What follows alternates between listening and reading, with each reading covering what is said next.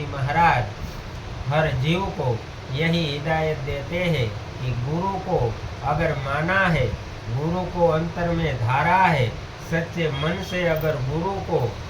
अपनाया है, तो फिर उनके वचन, उनके आदेश के पालन में चलना ही तुम्हारा एकमात्र कर्तव्य होता है, जो तुम्हें तुम्हारे सच्चे देश तक पहुंचा सकता है। क्योंकि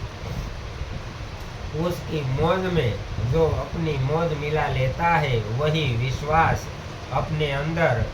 टिका सकता है, वरना विश्वास टूटने में देरी नहीं लगती। और वही जीव सब कुछ गुरु को लूटकर प्राप्त कर सकता है। तो दादा गुरुजी, गुरु स्वामी जी महाराज बार बार फरमाते हैं कि जीव को जब अंतर में दर्शन दीदार होता है, जब जीव को अंतर में आंतरिक अनुभवों की अनुभूति होने लगती है, फिर उस जीव के लिए, विश्वास के लिए कोई कारण बाकी नहीं रह जाता कि उसके अंदर विश्वास न जगे।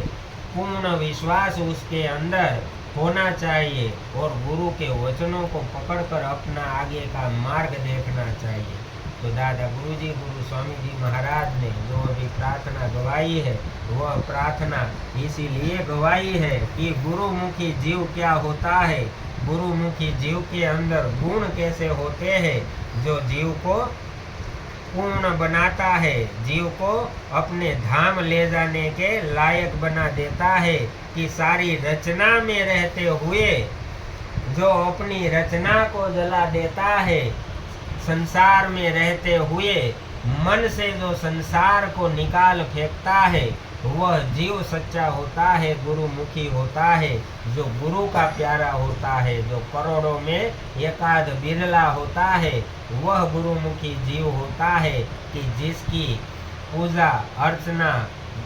करने के लिए देवी देवता खड़े रह जाते हैं। तो ऐसे संत महात्मा, ऐसे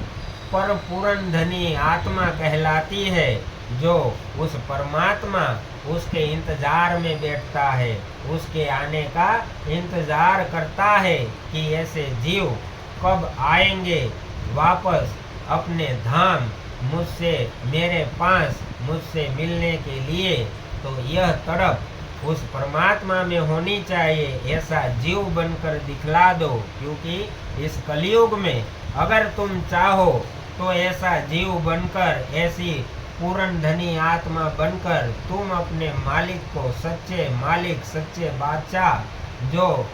अजर अमर है, अविनाशी है, जो सत धाम में विराजमान है, निर्विकार है और